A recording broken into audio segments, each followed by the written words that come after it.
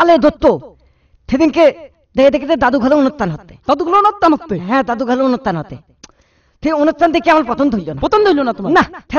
ইচ্ছাতে আমি উঠতে পারলাম তুমি উঠতে পারলি হ্যাঁ আমি উঠতে পারলাম এবার উঠতে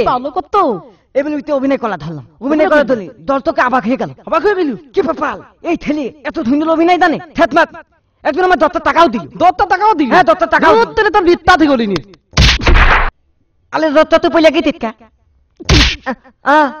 কেলাম হইল দুধ তুই কি অভিনয় থেকে দিলে আর আমার অভিনয় দিলি বাপলে তুমি তো আমার অভিনয় থন একটা কও তাহলে থন হ্যাঁ কও তুমি চলে যাও শুনে তুমি চলে যাও তোমার বাবা আমার ভালোবাসা কোনো মতে মেনে নেবে না কথা কারণ আমি একটা বেবি ট্যাক্সিওয়ালার সাথে কোনো ভালোবাসা হয় না কথা মিস্টার আরিফ চৌধুরী আপনি পড়ে গেছে